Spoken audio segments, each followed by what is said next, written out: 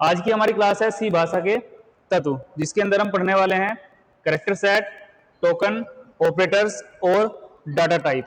Data type मैंने आपको इससे पहली क्लास के अंदर भी पढ़ाया है, ठीक है। वहां पे हमने डाटा टाइप की रेंज देखी थी, टाइप देखे थे। आज हम उसका साइज भी देखेंगे, ठीक है, यानी उससे कुछ थोड़ा सा अलग पढ़ेंगे। स्टार्ट करें। देखो, सबसे पहले हम सीखेंगे कैरेक्टर सेट।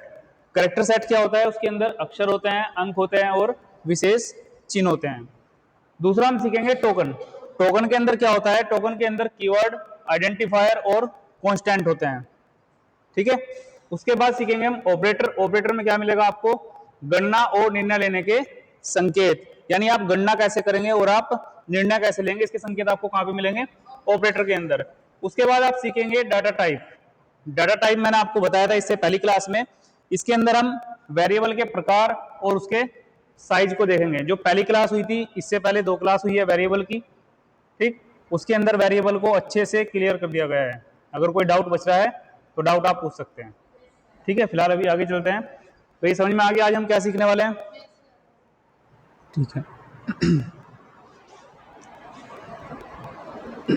मैंने आपको बताया था अब से पहली क्लास में भी कि जितनी भी लैंग्वेज हैं उन सब का अपना एक व्याकरण होता है। क्या होता है? अपनी एक व्याकरण होती है। ऐसे ही सी भाषा की भी अपनी एक व्याकरण है, क्योंकि ये भी क्या है? एक लैंग्वेज है, ठीक। देखो, हमारे पास हिंदी, इंग्लिश, उर्दू, पंजाबी, इस तरीके की जो हमारी नॉर्मल लैंग्वेज है वो लैंग्वेज होती है।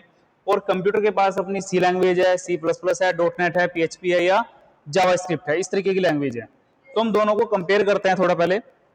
अगर हम अपनी नॉर्मल लैंग्वेज की बात करें तो जो नॉर्मल लैंग्वेज है उसमें हमारे पास क्या होती है? वर्णमाला होती है। और वर्णमाला के अंदर क्या होता है? ABCD। यदि आप हिंदी की बात करेंगे तो उसके अंदर हमारे हिंदी के कैरेक्टर होते हैं, SNR आसाम जो आप पढ़ते हो, ठीक, यानी अक्षरों का समूह। अब अक्षरों के समूह से क्या बनेगा?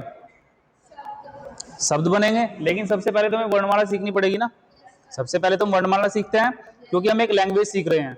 उससे फिर क्या बनाएंगे? वर्ड। और वर्ड से फिर क्या बनेगा? वाक्य बनेंगे, सेंटेंस बनेंगे। यानी हमें एक फ्लो में काम करना पड़ेगा। यदि हम किसी लैंग्वेज को सीख रहे हैं तो उसके लिए हमें एक फ्लो में काम करना पड़ता है, ठीक है। पहले आप ये सीखेंगे, ऐसा नहीं कि आप डायरेक्ट सेंटेंस सीख जाए, पॉसिबल नहीं है। सबसे पहले आपको क्या करना पड़ेगा? वर्णमाला सीखनी पड़ेगी। उसके बाद शब्द बनेंगे, उसके बाद फिर वाक्य यानी सेंटेंस बनेंगे। अब इसी चीज को हम अपनी प्रोग्रामिंग लैंग्वेज के अंदर देखते हैं, यानी जो कंप्यूटर की भाषाएं हैं उनको हम क्या बोलते हैं? प्रोग्रामिंग भाषाएं। उसके अंदर देखते हैं इसमें क्या है। सबसे पहले क्या सीखेंगे हम? Character set. कैरेक्टर सेट क्या होता है? चिन्हों का समूह, यानी बहुत सारे चिन्ह आपस में एक साथ जुड़े होंगे, उनका समूह बन रहा होगा, क्लियर। उसके बाद हम क्या सीखेंगे? टोकन सीखेंगे। टोकन के अंदर कीवर्ड आते हैं और आइडेंटिफायर आते हैं। यहाँ पे 2 चीजें आपको देखने को मिलेगी, क्लियर। उसके बाद हम क्या सीखेंगे? स्टेटमेंट या फिर प्रोग्राम, यानी आपका जो प्रोग्राम बनेगा वो किससे बनेगा? टोकन से बनेगा। और फाइनली हमें बनाना क्या है? हमें प्रोग्राम ही तो बनाना है। हम जो लैंग्वेज सीख रहे हैं उस लैंग्वेज को सीखने का कारण क्या है? हमें प्रोग्रामिंग आनी चाहिए। हम एक लैंग्वेज सीख रहे हैं जिसके थ्रू हम कोई भी प्रोग्राम बना सकें। हम अपनी नॉर्मल भाषा सीखते हैं इसलिए ताकि हम किसी से भी कम्युनिकेशन कर सके, किसी से कोई भी काम करा सकें, क्लियर। तो ये बातें समझ में आई? चलिए, अब ये जो आपको यहाँ पे मैप दिख रहा है, ये पूरा मैप वो है जो आज हम पढ़ने वाले हैं। और ये बहुत इंपॉर्टेंट है। हर वर्ष यहाँ से कोई ना कोई क्वेश्चन आता जरूर है, ठीक है। तो पहले मैं इस मैप को आपके साथ डिस्कस करता हूं। सी भाषा के तत्व जो मैंने आपको बताया था आज का हमारा टॉपिक है, ठीक। इसमें क्या है? हमारे पास कैरेक्टर सेट है, टोकन है, ऑपरेटर्स हैं और डाटा टाइप है। कैरेक्टर सेट मैंने आपको भी बताया, जब बहुत सारे चिन्ह एक साथ समूह बनाते हैं तो क्या बनता है? वो कैरेक्टर सेट। या आप इस तरीके से समझ सकते हैं कि कैरेक्टर्स का सेट। टोकन में अगर हम आए तो टोकन के अंदर क्या है? 3 चीजें मिलती हैं यहाँ पे आपको। कीवर्ड मिलता है, आइडेंटिफायर मिलता है और कांस्टेंट मिलता है। यानी इन 3 चीजों से क्या बनता है? आपका टोकन बनता है। और यदि अब मैं कांस्टेंट में आऊं तो कांस्टेंट के अंदर भी क्या है? 3 4 तरीके के कांस्टेंट होते हैं, इंटीजर, फ्लोट, कैरेक्टर और स्ट्रिंग। ठीक है, अब नीचे आते हैं ऑपरेटर पे। ऑपरेटर हमारे अलग अलग टाइप के होते हैं, अर्थमेटिक होते हैं यानी जो अंगणित के होते हैं जिसके अंदर मैथ की कैलकुलेशन होती है, रिलेशनल होते हैं, उसके बाद लॉजिकल होते हैं, असाइनमेंट होते हैं और इंक्रीमेंट डिक्रीमेंट, और उसके बाद कंडीशनल ऑपरेटर होते हैं। डाटा टाइप को आप पिछली वीडियो में देख चुके हो तो इसका आपको पता ही होगा पहले से, ठीक है, लेकिन हम इसको अब दोबारा से पढ़ने वाले हैं और अच्छे से। क्लियर? ये पूरा मैप क्लियर हुआ आपको? चलिए अब स्टार्ट करते हैं। सबसे पहले कैरेक्टर सेट। अक्षरों के समूह को हम क्या बोलते हैं? Character set. या तो अक्षर हो या फिर कोई भी चिन्ह हो। चिन्ह कौन सा? जो आपके कीबोर्ड के ऊपर है। ऐसा नहीं कोई आप अपने पास से कोई भी स्पेशल चिन्ह या सिंबल बना के आ जाएं, जो आपके कीबोर्ड के ऊपर अवेलेबल है वो वाले चिन्ह। सी भाषा में 3 प्रकार के कैरेक्टर्स प्रयोग होते हैं। कौन कौन से कैरेक्टर हैं? सबसे पहला है अक्षर या लेटर, जिसको इंग्लिश में बोलते हैं। ठीक है, इसके अंदर क्या होता है, आपके कैपिटल ए से जेड तक के कैरेक्टर होंगे। आप एबीसीडी, बड़े वाली एबीसीडी पढ़ी है ना आपने, कैपिटल, तो वो होंगे, या फिर छोटी एबीसीडी होगी। और इन्हीं एबीसीडी से मिलके क्या बनता है? कैरेक्टर सेट बनता है। भाई आपका जो नाम बनाया वो किससे बना है? एबीसीडी से बना है ना, अक्षर से बना है, तो वो भी तो कैरेक्टर का सेट है। बहुत सारे कैरेक्टर उसमें जोड़े हुए हैं, पूरा क्या बन रहा है? एक सेट बन रहा है वो। तो किसका सेट हुआ? वो कैरेक्टर्स का सेट। क्लियर? उसके बाद दूसरा आता है यहाँ पे अंक यानी डिजिट। डिजिट हम कहां से कहां तक उपयोग करते हैं? 0 से लेके 9 तक। 0 से लेके 9 तक के डिजिट को उपयोग करते हैं, और उसमें क्या होता है, आपका सारे नंबर्स आ जाते हैं, चाहे वो कितने भी नंबर हो। कोई भी नंबर आपको बनाना हो, आप इन डिजिट से ही बना लेंगे। आपको 1000 बनाना है, 2000 बनाना है, 1,00,000 बनाना है, वो सब किससे बन जाएगा? इन्हीं से बन जाएगा। क्लियर? तो कैरेक्टर सेट को हमने क्या बताया था कि भाई या तो कैरेक्टरों का सेट हो, एबीसीडी का सेट हो, या फिर उसके साथ चिन्ह भी आ सकते हैं। ठीक है, विशेष चिन्ह यानी स्पेशल सिंबल, कुछ इस तरीके के सिंबल होते हैं, है ना, इनको भी हम कैरेक्टर सेट के अंदर उपयोग कर सकते हैं। बात समझ में आ रही है? ठीक है, आप जब कंप्यूटर पे कीबोर्ड को देखोगे, कीबोर्ड होता है ना कंप्यूटर का, वहां पे आपको क्या मिलता है? अक्षर मिलेंगे, ठीक है, और क्या मिलेंगे? नंबर्स मिलेंगे और विशेष सिंबल मिलेंगे। तो यही चीज वहां पे मिलती है, और यही चीज हमें किसको देनी है? कंप्यूटर को देनी है, क्योंकि कंप्यूटर केवल इसी डेटा को समझता है, वो बाहर का डेटा नहीं समझता। उसे ना पानी से मतलब है, ना खाने से मतलब है, ना हवा से मतलब है। उसको ये वाला डेटा चाहिए, इस डेटा के ऊपर वो काम कर सकता है। तो हम अपनी प्रोग्रामिंग में उसे जो भी बताएंगे वो किसमें बताएंगे? इन्हीं चीजों में बताएंगे। इसका एक एग्जांपल लेते हैं। जैसे मैं एक पासवर्ड बनाता हूं अमित के नाम से, ठीक है, तो ये जो अमित यहां पे लिखा, इसके अंदर मैंने क्या यूज किया? इसके अंदर मैंने यूज किया है लेटर्स को, अक्षर को। उसके बाद मैं यूज करता हूं एक स्पेशल सिंबल, ताकि हमारा पासवर्ड स्ट्रॉन्ग बने। ये क्या है? @ है ना, तो ये स्पेशल सिंबल हो गया। अब उसके बाद मैंने लिख दिया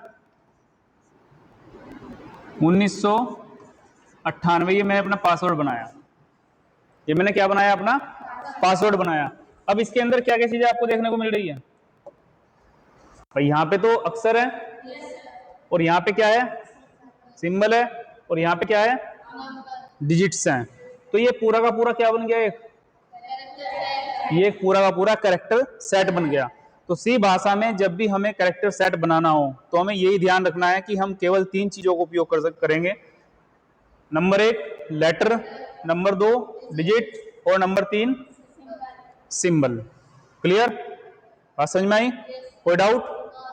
ठीक है, फिर आगे चलते हैं। नेक्स्ट है हमारा टोकन। टोकन क्या होता है? प्रोग्राम में प्रयोग होने वाली सबसे छोटी इकाई होती है टोकन।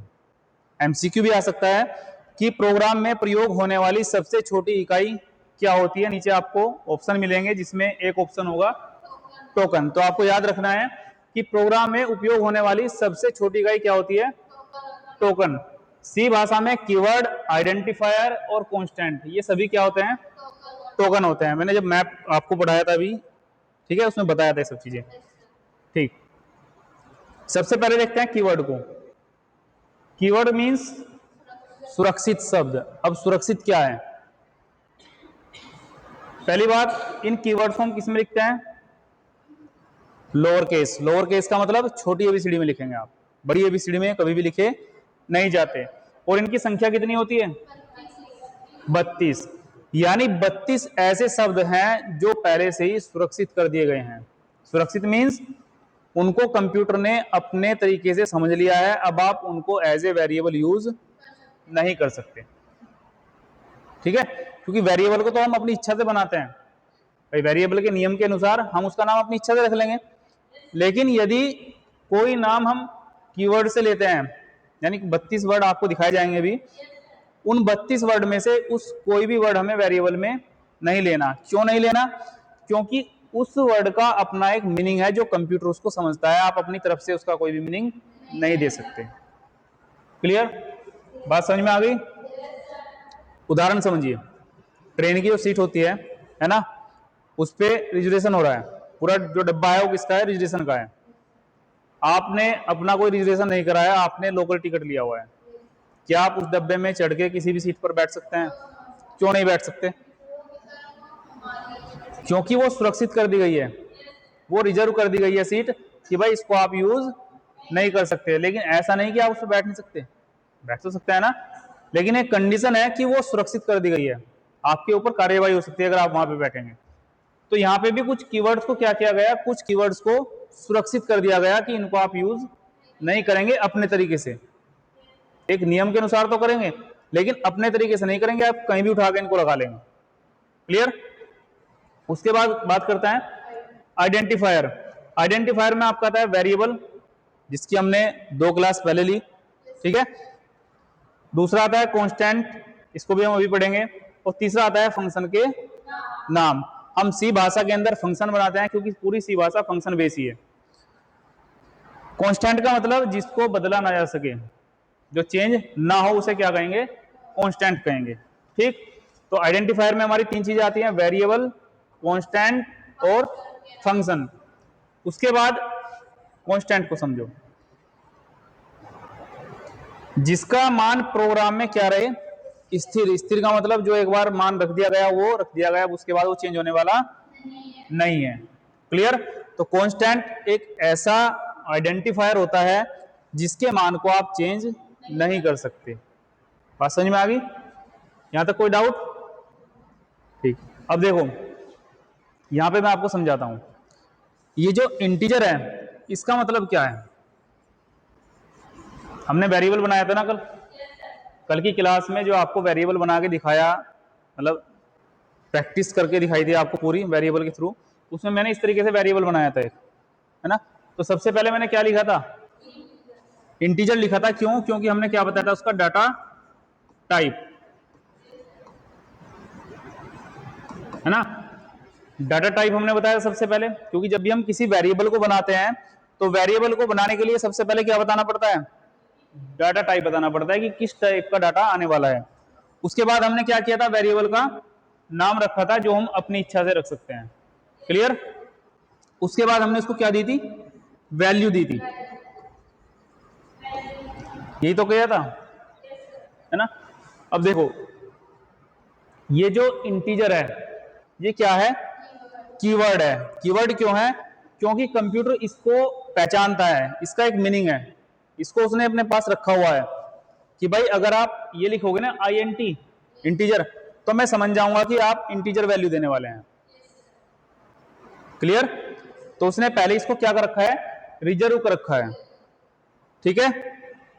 उसके बाद एज किसने बनाया? आपने बनाया था इसको, और ये क्या था? एक वेरिएबल, है ना। ये वेरिएबल था, वेरिएबल को हमने नियम के अनुसार बनाया है। भाई पहला अक्षर क्या है? कैरेक्टर है।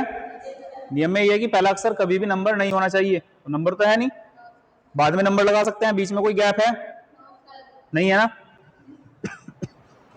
उसके बाद हमने इसको क्या दिया है? वैल्यू दी है। ठीक, अब ये जो वैल्यू है ये किस चीज की वैल्यू है? इसको आप कहां से पहचान पा रहे हैं? कहां से आइडेंटिफाई कर रहे हैं कि 10 क्यों लिखा हुआ है? इसके आगे क्या लिखा हुआ है? एज, यानी ये किसी की उम्र है। और उम्र का पता किससे लग रहा है? इससे पता लग रहा है, एज से। तो एज क्या हो गया? आइडेंटिफायर, ये आइडेंटिफाई करा रहा है। आपका आईडी कार्ड होता है ना आपकी पहचान के लिए, तो ये आइडेंटिफाई करा रहा है वेरिएबल कि भाई एज के लिए है ये वैल्यू। क्लियर? उसके बाद आता है ऑपरेटर। ये जो बीच में आपको दिख रहा है बराबर, ये क्या है? ऑपरेटर है। ये क्या ऑपरेट कर रहा है? ये एज को क्या वैल्यू दे रहा है?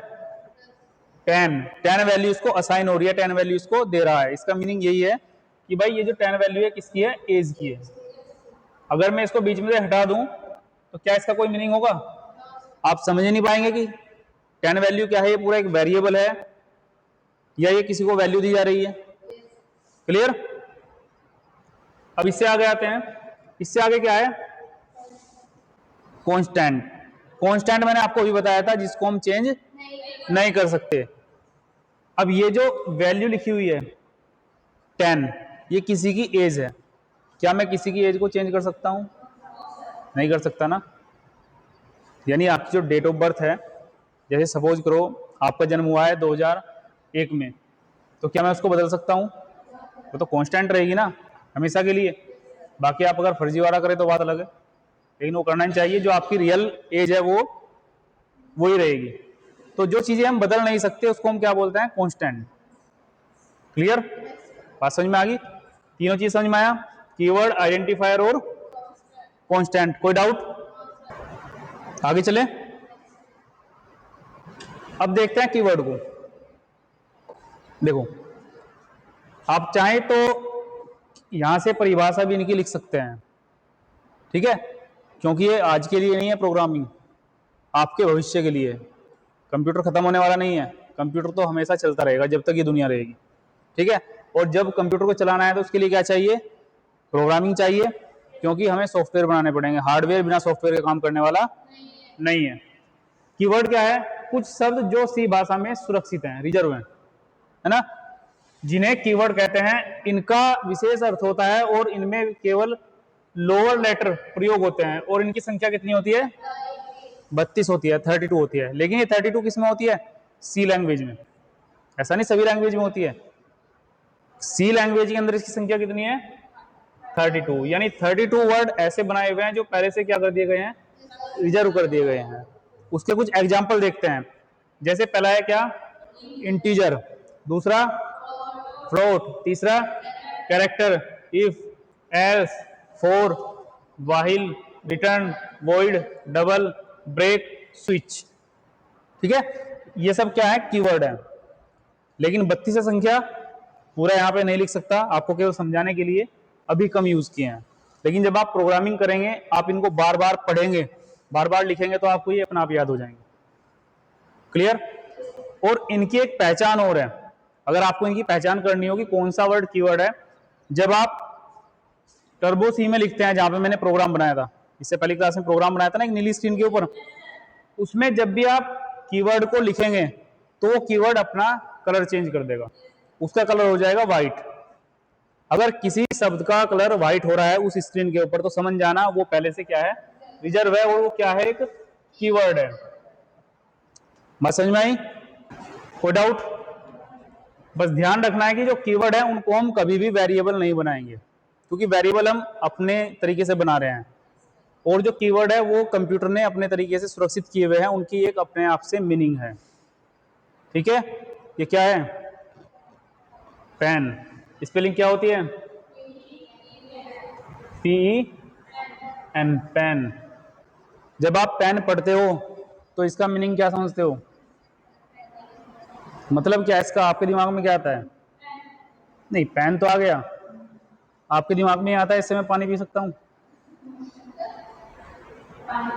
इससे मैं पानी पी सकता हूँ, या इसको मैं खा सकता हूँ, ऐसा कुछ आता है? क्या आता है फिर? आपके दिमाग में आता है जैसे ही आपके सामने पेन आया, पेन शब्द, आपको पता है कि इसकी एक डेफिनेशन है। पेन की डेफिनेशन क्या है? कि कोई लिखने वाला उपकरण, है ना, वो वर्ड पहले से ही रिजर्व कर दिया गया। क्लियर? अभी एक माउस है, क्या इसको आप पेन बोलेंगे? नहीं बोल सकते ना। क्यों? क्योंकि इसके लिए एक वर्ड अलग से रिजर्व कर रखा है। भाई आप समझ रहे हो ना, आपको उनकी परिभाषा पता है, आपको बता रखी है पहले से। तो कंप्यूटर को भी इनकी परिभाषा पहले से ही बताई गई है। अगर आप इंटीजर लिखते हो तो वो समझता है कि नंबर बिना दशमलव वाली आएगी, और यदि आप फ्लोट लिखते हो तो कंप्यूटर तुरंत समझ जाता है कि दशमलव वाला आएगा। ठीक है, अब आप मुझे ये पेन दे दो और कहो कि कंप्यूटर को चलाओ, क्या पॉसिबल है? वो किससे चलेगा? माउस से ही चलेगा ना। अब आप किसी को यानी कंप्यूटर को कैरेक्टर बता दो कि भाई हमारा जो डेटा टाइप है वो कैसा है? कैरेक्टर, और उसको वैल्यू दो नंबर, क्या वो सपोर्ट करेगा? नहीं करेगा, क्योंकि उसे कैरेक्टर का मतलब क्या पता है कि ABCD आएगी, और आपने दे क्या दिया? नंबर्स, तो उसको सपोर्ट करने वाला वो नहीं है। क्लियर? इन सब वर्ड का अपना एक मीनिंग है, इन सब वर्ड का अपना एक मीनिंग है जो कंप्यूटर के अंदर पहले से स्टोर किया हुआ है। क्लियर? कोई डाउट? यहां तक कोई समस्या? चलो अब आगे चलें। ठीक है, आगे हमारा क्या? आइडेंटिफायर। सी भाषा में आइडेंटिफायर का उपयोग वेरिएबल, कांस्टेंट या फिर फंक्शन को पहचानने या उनको नाम देने के लिए किया जाता है। ठीक है, देखो कुछ फंक्शन तो पहले से बने बनाए मिलेंगे, लेकिन कुछ फंक्शन आपको अपने तरीके से भी बनाने पड़ेंगे। जो पहले से बने बनाए नहीं है वो आपको अपने तरीके से बनाने पड़ेंगे। ठीक है, वेरिएबल तो आप अपने तरीके से बनाते ही हो, कांस्टेंट को आप अपने तरीके से बनाते हो। जैसे हम इंसानों के नाम होते हैं ना, सेम ऐसे ही क्या होता है? आइडेंटिफायर। क्योंकि हमारे नाम किस लिए रखे गए हैं? हमें पहचानने के लिए, हमें आइडेंटिफाई करने के लिए। ठीक है, तो कंप्यूटर के अंदर भी आइडेंटिफायर पहचानने के लिए ही होते हैं। इसका एक उदाहरण समझते हैं। देखो एक प्रोग्राम लिखा हुआ है नीचे, इंटीजर क्या है? कीवर्ड। अभी आपको बताया, कंप्यूटर ने क्या समझा? कोई नंबर आएगा, और नंबर कैसा होगा? बिना दशमलव वाला। उसके बाद क्या लिखा? Student age. इस शब्द से क्या पता लग रहा है आपको? स्टूडेंट की उम्र के बारे में बात हो रही है ना। तो आपने आइडेंटिफाई कर लिया ना कि भाई स्टूडेंट की उम्र के बारे में बात हो रही है। अब इसको हमने क्या दे दिया? एक नंबर दे दिया, 15 नंबर दे दिया, यानी जो स्टूडेंट की एज है वो कितनी है? 15 है। क्लियर? अब ये जो था ये कौन था? वेरिएबल। ठीक है, और ये क्या करा रहा है? आइडेंटिफाई करा रहा है। तो ये क्या हो गया? एक आइडेंटिफायर हो गया, जिसके थ्रू हमने पहचान की। क्लियर? कोई डाउट? नहीं। एज का मैंने आपको बताया, जैसे आपकी डेट ऑफ बर्थ होती है, कांस्टेंट होती है, उसको आप चेंज नहीं कर सकते। आपको किसी की डेट ऑफ बर्थ पूछनी है, आप लिखेंगे इंटीजर DOB या डेट ऑफ बर्थ, और आगे उसका ईयर लिख देंगे। ठीक है, अब मैंने दूसरा एक वेरिएबल लिया फ्लोट। फ्लोट में मैंने क्या लिया? टोटल मार्क्स, यानी आपके जो नंबर हैं वो पॉइंट्स में आ सकते हैं। कंप्यूटर ने यहां से क्या समझा होगा? पॉइंट वाली संख्या आएगी। क्लियर? और यहां से आपने क्या समझा? टोटल मार्क्स, किसी स्टूडेंट के टोटल जितने भी नंबर्स हैं उनकी बात हो रही है, और यहां से उसको क्या दे दिया गया? टोटल नंबर दे दिए गए, कितने?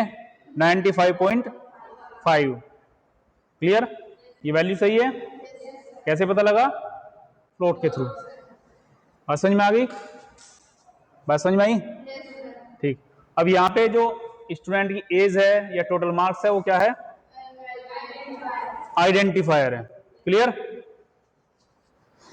पहचानने के नियम, अगर आपने वेरिएबल को बनाने के नियम पढ़ लिए हैं तो वही उसके पहचानने के नियम है। अक्सर या अंडरस्कोर से शुरू होगा। आइडेंटिफायर हमेशा किससे शुरू होगा? या तो किसी अक्षर से होगा या फिर किसी अंडरस्कोर से होगा, क्योंकि आइडेंटिफायर वेरिएबल को ही बोलते हैं। अंक बीच में अंत में हो सकते हैं, शुरू में नहीं होंगे। या तो बीच में हो सकते हैं या फिर लास्ट में हो सकते हैं, शुरू में अंक नहीं होंगे। कीवर्ड का प्रयोग नहीं कर सकते। कीवर्ड आपको भी बताया कि जो वर्ड पहले से कंप्यूटर के अंदर रिजर्व है उनका उपयोग हम यहाँ पे नहीं कर सकते। किसके लिए नहीं कर सकते? आइडेंटिफायर के लिए नहीं कर सकते। क्लियर? कोई डाउट? आगे चलें। आप लोगों के अपने अपने नाम हैं जिसके थ्रू आप क्लास में पहचाने जाते हैं, तो आपके नाम क्या है? आइडेंटिफायर। ठीक है, वैसे हर एक वस्तु का नाम होता है अपना, तो जो उसका नाम है वही क्या है, उसका आइडेंटिफायर है। क्लियर? आप कोई नई चीज का निर्माण करो, उसके लिए आपको नाम रखना पड़ेगा ताकि उसको हम आइडेंटिफाई कर सकें। अब आगे बात करते हैं हम नियतांक, हिंदी में बोलते हैं इसको, या फिर कांस्टेंट। नियतांक हिंदी में बोला जाता है। किसी कांस्टेंट का मान पूरे प्रोग्राम में क्या रहता है, स्थिर रहता है, कभी भी उसको चेंज नहीं किया जाता। आपने शुरू में रख दिया, वो चेंज होने वाला नहीं है। ये 4 प्रकार के होते हैं। इंटीजर नियतांक यानी इंटीजर कांस्टेंट, मतलब जिसके अंदर दशमलव न हो, ठीक। दूसरा फ्लोट, जिसके अंदर दशमलव हो। तीसरा कैरेक्टर, जिसके अंदर क्या होते हैं, कैरेक्टर होते हैं, और इनकी जो पहचान होती है सिंगल कोट्स के अंदर होते हैं। देखो, ठीक है, नंबर कभी भी सिंगल कोट्स के अंदर नहीं मिलेंगे, लेकिन जो कैरेक्टर होंगे वो कहां पे होंगे, सिंगल कोट्स के अंदर होंगे, इनकी ये पहचान होगी। उसके बाद आएगा आपका स्ट्रिंग। स्ट्रिंग में क्या होगा, इन्हीं कैरेक्टर से एक सेंटेंस बना होगा। इन्हीं कैरेक्टर से क्या बना हुआ है, एक सेंटेंस बना हुआ, उसको हम क्या बोलते हैं, स्ट्रिंग बोलते हैं। और ये किसके अंदर होती है, डबल कोट्स के अंदर होती है। क्लियर? इसमें कोई डाउट नहीं है। आगे चलते हैं। नेक्स्ट है इंटीजर और फ्लोट नियतांक, यानी जो हमने अभी पढ़ा उसका हम एक एग्जांपल देख लेते हैं पहले। इंटीजर कांस्टेंट की मैं बात कर रहा हूं, हिंदी में नियतांक, इंग्लिश में कांस्टेंट। बिना दशमलव बिंदु वाली साधारण संख्याएं, जैसे 10, 423 और 2400। रियल लाइफ की अगर हम बात करें, यानी हमारे जीवन में जो हमारा रोल नंबर है वो क्या है, इंटीजर है ना, तो इंटीजर नियतांक है। जैसे आपकी क्लास में एडमिशन हो रहे हैं, एडमिशन जब खत्म हो जाएंगे तो क्या होगा, क्लास के अंदर एक संख्या रुक जाएगी कि इन स्टूडेंट, यानी इस क्लास के अंदर इतने स्टूडेंट हैं, वो क्या हो गया, कांस्टेंट हो गया, उसको हम चेंज नहीं कर सकते। क्या वो संख्या दशमलव में होती है, इसमें होती है, इंटीजर में, तो इंटीजर नियतांक होगा। और फ्लोट में क्या होगा, जो दशमलव में हो। ठीक है, जैसे आपकी हाइट एक उम्र के बाद आके रुक जाती है। अगर हम सेंटीमीटर में बात करें, किसी की होगी 162.5, 162.3, इस तरीके से, तो वो हाइट क्या है, कांस्टेंट है, वो चेंज होने वाली नहीं है। लेकिन वो किस टाइप की है, फ्लोट। क्लियर? कोई डाउट? कैरेक्टर को देखते हैं।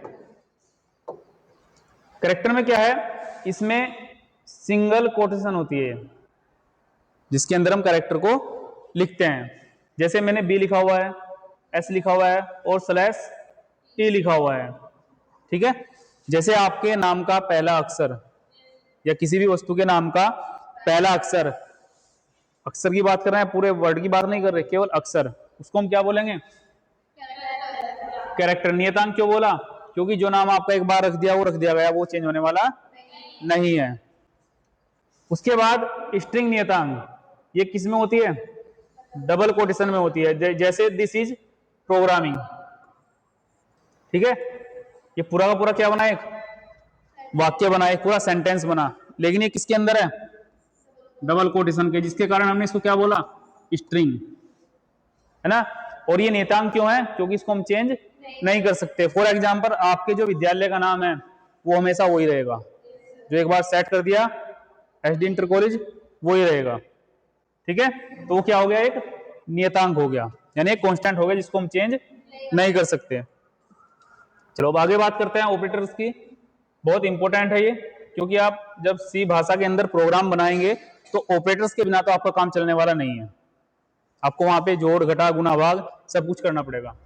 ऑपरेटर्स वे संकेत हैं जो कंप्यूटर को गणितीय अथवा लॉजिकल संगणनाएं, यानी गणना करने के लिए निर्देशित करते हैं। सी भाषा में गणना करने व निर्णय लेने के लिए ऑपरेटर का प्रयोग होता है। कौन कौन से ऑपरेटर होते हैं, अंकगणित होते हैं, जिसमें प्लस, माइनस, गुणा, भाग, ये सब चीजें होती हैं। रिलेशनल होते हैं, बराबर, लेस देन, ग्रेटर देन।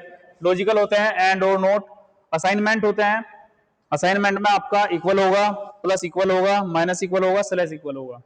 उसके बाद इंक्रीमेंट और डिक्रीमेंट, प्लस प्लस और माइनस माइनस। उसके बाद कंडीशनल, जिसमें आपकी कंडीशन को दिखाया जाता है। ठीक है, इसको पढ़े आगे, अब हम डिटेल में इसको डिटेल में पढ़े आगे।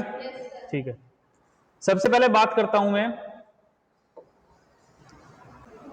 अर्थमेटिक ऑपरेटर की, यानी जो गणित वाले ऑपरेटर होते हैं।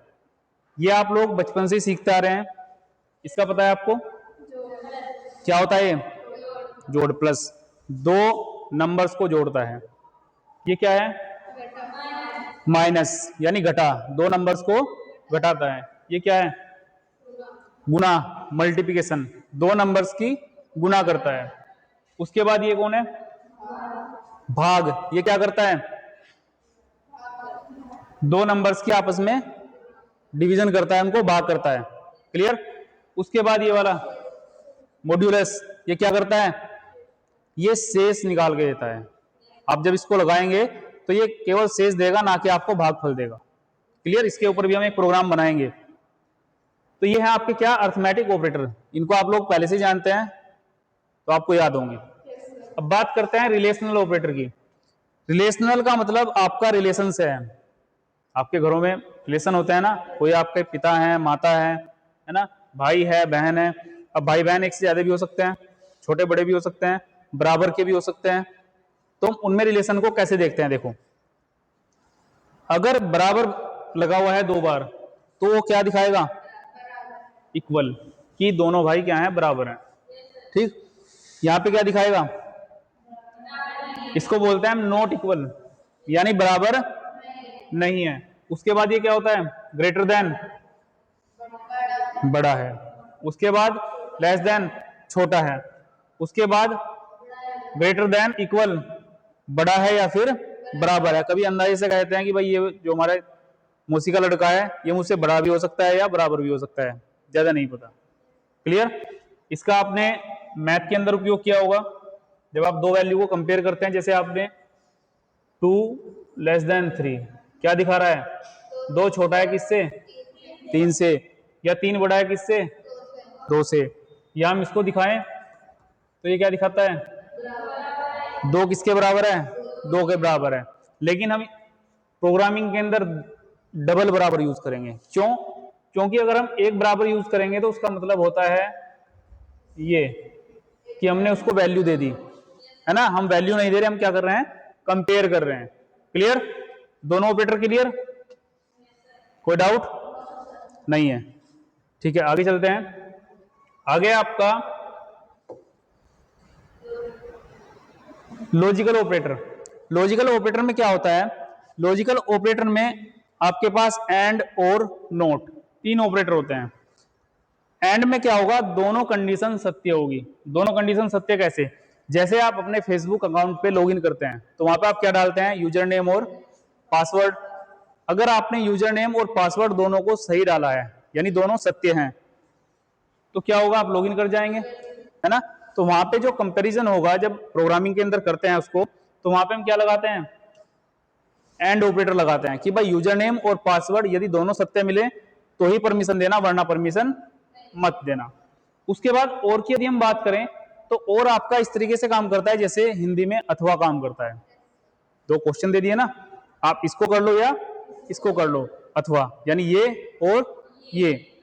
तो कभी कभी क्या होता है, जब हमें लॉगिन करना होता है, जैसे सपोज करो आपको अपना एडमिट कार्ड डाउनलोड करना है, तो आपको दो तरीके बता दिए, या तो आप अपनी डेट ऑफ बर्थ डाल के कर लें या आप अपना आधार कार्ड डाल के कर लें। ठीक है? तो यदि आप सपोज करो आपने आधार कार्ड सही डाल दिया तो भी आपका एडमिट कार्ड डाउनलोड हो जाएगा। यदि आपने डेट ऑफ बर्थ डाल दी तो भी आपका एडमिट कार्ड डाउनलोड हो जाएगा। यानी केवल एक कंडीशन सत्य होने पर ये काम कर जाएगा। लेकिन इसमें कितनी कंडीशन सत्य होनी चाहिए? दोनों होनी चाहिए, है ना। वहां पे दोनों कंडीशन सत्य होनी चाहिए, यहाँ पे एक भी हो जाएगी तो भी आपको परमिशन मिल जाएगी आगे जाने की। एक उदाहरण और समझिए।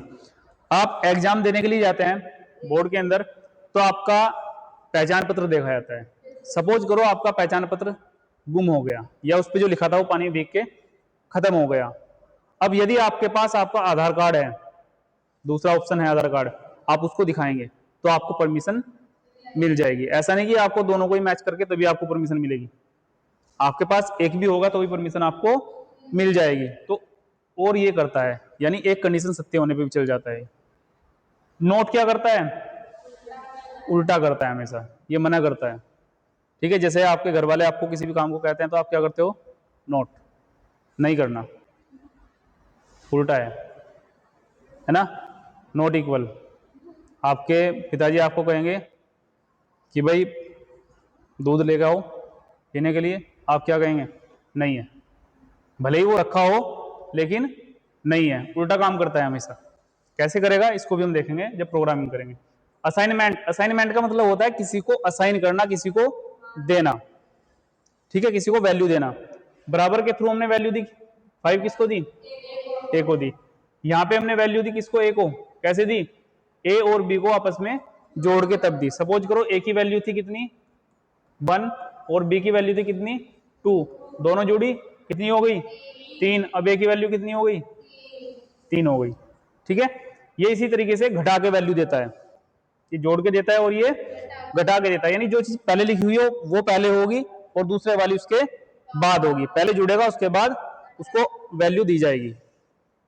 असाइन तो करता है, ठीक है। असाइन का मतलब किसी को देना। आगे बात करते हैं कंडीशनल ऑपरेटर की। यहां पे कंडीशनल होता है क्वेश्चन मार्क और ये डबल डॉट है। अच्छा अभी इधर रह गया, देखो आगे आपका इंक्रीमेंट और डिक्रीमेंट, ऊपर कट गया है।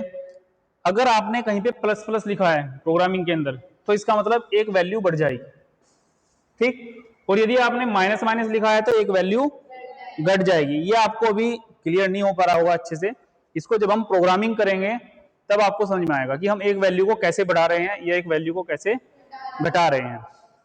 उसके बाद नेक्स्ट है आपका कंडीशनल, जिसमें आपका क्वेश्चन मार्क होता है और अनुपात वाला होता है ना। इसमें क्या होता है, यदि नहीं तो क्या होगा, एक लाइन में, यानी आपको बहुत सारा स्टेटमेंट लिखना है और उसमें क्या करना है, आपको कंडीशन लगानी है। तो आप उसको एक लाइन में लिख सकते हैं। कैसे? इन कंडीशनल ऑपरेटर के थ्रू। आपको अभी पूरा क्लियर नहीं होगा मुझे पता है, ठीक है, लेकिन आप इतना समझ लीजिए कि कोई बड़ी चीज है उसको हम एक लाइन में लिख सकते हैं इनके थ्रू। क्लियर? जैसे यहां पे क्या लिखा हुआ है, ए बड़ा है किससे? बी से, लेकिन उसमें भी क्या पूछा जा रहा है कि क्या ये बड़ा है? बड़ा तो हो ही, साथ में और क्या भी हो, क्या इसके अनुपात में है, यानी इसके बराबर है। दोनों कंडीशन को चेक कर रहा है ये एक ही जगह पे। क्या कर रहा है? दोनों कंडीशन को एक ही जगह पे चेक कर रहा है। जबकि हम क्या कर सकते थे, इतने को अलग रख सकते थे और इतने को अलग रख सकते थे, लेकिन हमने एक ही लाइन में लिखा ताकि हमारा कोड क्या हो जाए, छोटा हो जाए। हम लोग चाहते हैं ना कि जो क्वेश्चन हैं उनके आंसर छोटे होने चाहिए ताकि हम जल्दी से याद कर लें। तो यहाँ पे वही है कि हमारा प्रोग्राम छोटा हो ताकि उसमें गलतियां कम हो और गलतियां उसमें ढूंढी जा सके अगर गलती होती भी है किसी कारण से। चलिए नेक्स्ट है हमारा डाटा टाइप। सी भाषा में विभिन्न प्रकार के वेरिएबल या फंक्शन को घोषित करने के लिए डेटा टाइप का प्रयोग किया जाता है।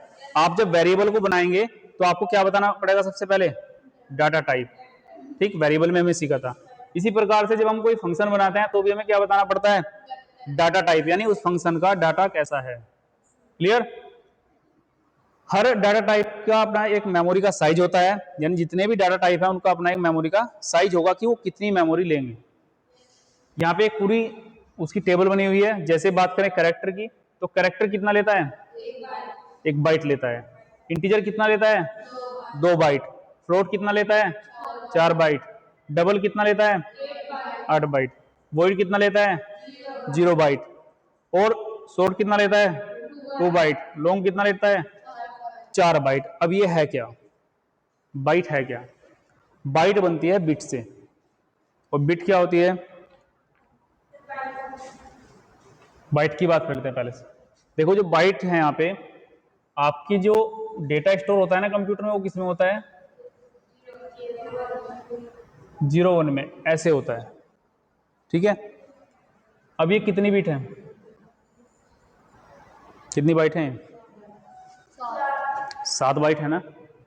जब आप कोई भी इंटीजर टाइप का वेरिएबल बनाते हैं, जैसे आपने बनाया इंटीजर ए और इसको वैल्यू दी कितनी? 5। कितनी वैल्यू दी इसको? 5। अब इसने कंप्यूटर के अंदर जाके कितनी मेमोरी को रिजर्व किया होगा, कितना बड़ा कमरा इसने वहां पे जाके लिया होगा, उसकी बात हम कर रहे हैं। तो इंटीजर कितना लेता है? 2 बाइट की जगह लेगा वो कंप्यूटर के अंदर, ठीक है। और यदि आपका डेटा बड़ा है, आपका काम इंटीजर में नहीं चल रहा, जैसे मैंने रेंज बताई थी कि इस रेंज से ऊपर चाहिए, तो हमें क्या करना पड़ेगा? इंटीजर का दूसरा होता है लॉन्ग, जो इंटीजर से बड़ा होता है वो हमेशा क्या करता है, उससे दुगनी मेमोरी को यूज करेगा।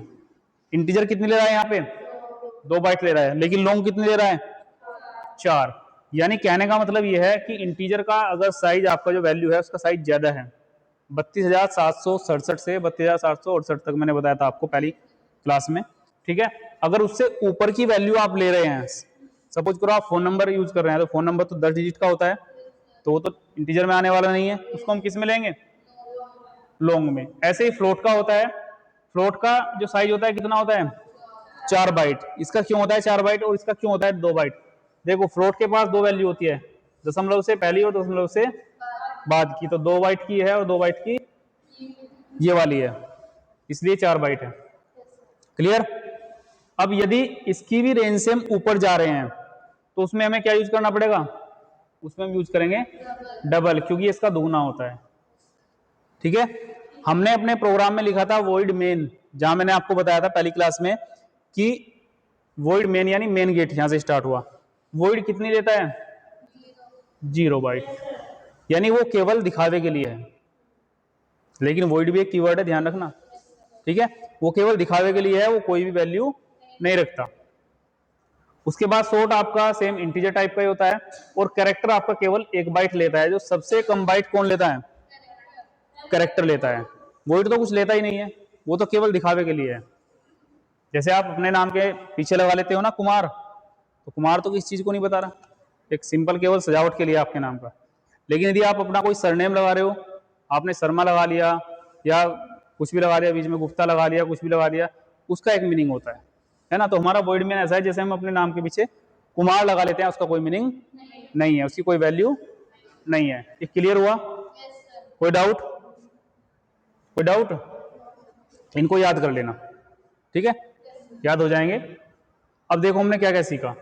हमने सीखा सबसे पहले कैरेक्टर सेट क्या होता है, इसके अंदर अक्षर, अंक और विशेष चिन्ह, यानी सी लैंग्वेज की क्या है, ये वर्णमाला है। उसके बाद हमने सीखा टोकन, टोकन में कितने कीवर्ड होते हैं, 32 कीवर्ड होते हैं। आइडेंटिफायर यानी नाम, पहचान के लिए, और कॉन्स्टेंट जो 4 प्रकार के थे, इंटीजर, फ्लोट, कैरेक्टर और स्ट्रिंग। ठीक है, नियतांक को हम कभी भी चेंज नहीं कर सकते, कांस्टेंट को हम कभी भी चेंज नहीं कर सकते। कांस्टेंट नियतांक एक ही है, नियतांक हिंदी में, कांस्टेंट इंग्लिश में। ठीक है, ऑपरेटर्स 6 प्रकार के होते हैं, जिसमें गणना करना, निर्णय लेना, ये सब चीजें होती हैं। आप जोड़ घटा गुणा भाग कर रहे हो, छोटा बड़ा देख रहे हो, उसमें कौन छोटा है कौन बड़ा है, कंपेयर कर रहे हो, रिलेशन देख रहे हो, ये सब किस में करते हैं, हम ऑपरेटर्स में करते हैं। उसके बाद हमने क्या देखा, डाटा टाइप। डाटा टाइप में क्या आता है, character, integer, float, double, void, short, long, अभी देख के आए हैं। इसमें आपको कोई डाउट? क्लियर हुआ? यदि आपका पहला चैप्टर अच्छे से क्लियर हो गया, क्योंकि इसकी कई क्लास हो चुकी हैं, इसको चाहता तो मैं समाप्त कर देता 1-2 क्लास में, लेकिन जो प्रोग्रामिंग होती है ना, उसको हमें समझना पड़ता है, वो रटने वाली चीज़ नहीं है।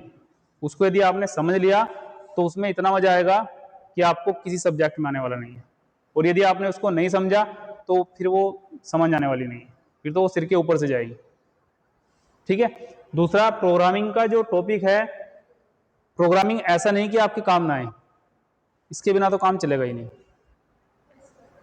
क्योंकि बिना सॉफ्टवेयर के तो हमारा जीवन अब नहीं चल रहा ना भाई। सॉफ्टवेयर के बिना जीवन नहीं चलने वाला, हर एक चीज के अंदर सॉफ्टवेयर है। ये जो बोर्ड चल रहा है यहाँ पे, इतना बड़ा डिजिटल बोर्ड, पहले ब्लैक बोर्ड होते थे, है ना, इसके अंदर भी तो सॉफ्टवेयर ही काम कर रहे हैं, ये बिना सॉफ्टवेयर के थोड़ी चल रहा है। आपके घर पे इलेक्ट्रिक स्कूटी है या आपका रिमोट है, उसके अंदर भी क्या है, सॉफ्टवेयर है। सॉफ्टवेयर कहाँ से बनेंगे, प्रोग्रामिंग से, कोडिंग करनी पड़ेगी। ठीक है, तो बिना सॉफ्टवेयर के तो हमारा जीवन नहीं चलेगा, और उसके लिए हमें प्रोग्रामिंग करनी पड़ेगी, तो प्रोग्रामिंग तो हमें आनी चाहिए। दूसरा, ये एक तरीके से समझिए कि मैथ है, क्योंकि समझना पड़ता है ना मैथ के तरीके से। तो मैथ को भी जब हम पढ़ते हैं तो हमारा दिमाग शार्प होता है, सोचने की क्षमता बढ़ती है, जिससे हमारी याद करने की क्षमता भी बढ़ जाती है। ठीक है, तो जो प्रोग्रामिंग है वो गलत नहीं है, इसको हर किसी को सीखना चाहिए मेरे हिसाब से, चाहे वो कंप्यूटर पढ़ रहा हो या ना पढ़ रहा हो, क्योंकि बिना मोबाइल के, बिना डिवाइस के, बिना कंप्यूटर के तो आप आज काम कर ही नहीं रहे, हर किसी के हाथ में मोबाइल है ना। तो आज की क्लास हम यही समाप्त करते हैं। अगली क्लास में हम क्या देखेंगे, इसके एमसीक्यू, क्वेश्चन आंसर, और उसके बाद इसके लॉन्ग क्वेश्चन, अगर आपका कोई डाउट है आपको डाउट पूछ लेना है, उसके बाद हम नेक्स्ट चैप्टर को स्टार्ट करेंगे। लेकिन बस एक रिक्वेस्ट है कि पहले चैप्टर को ध्यान से पढ़ लेना, क्योंकि ये चीजें पैरेलल चलेंगी, पहला समझ में आएगा तो दूसरा आएगा, वरना ये समझ में नहीं आएगा। और दूसरे चैप्टर से हम अपनी प्रोग्रामिंग स्टार्ट कर देंगे, यानी मोबाइल के अंदर हम किस तरीके से कोड लिखेंगे वो हम स्टार्ट कर देंगे। ठीक, आप अपने प्रोग्राम को बनाएंगे और बनाने के बाद जो हमारा व्हाट्सएप ग्रुप है उसके ऊपर आप सेंड करेंगे, ताकि मैं उसको चेक कर सकूं कि आपने प्रोग्राम के अंदर क्या बनाया है, और यदि आपकी एरर आ रही है तो उसको भी मैं वहां पे सोल्व कर सकूं। ठीक है, व्हाट्सएप ग्रुप का जो लिंक है वो आपको डिस्क्रिप्शन में मिल जाएगा, वहां से आप उसको ज्वाइन कर सकते हैं। वो भी लर्न बाइट के नाम से ही है, लर्न बाइट सीएस के नाम से ही, वहां पे आप डिस्कस कर सकते हैं अगर आपका कोई भी टॉपिक ऐसा है जो आपको समझ में नहीं आ रहा। खासकर जो ऑनलाइन वाले हैं वो कमेंट करेंगे उसके लिए, ताकि उसको बताया जा सके। क्लियर? तो आज की क्लास यहीं पे समाप्त करते हैं।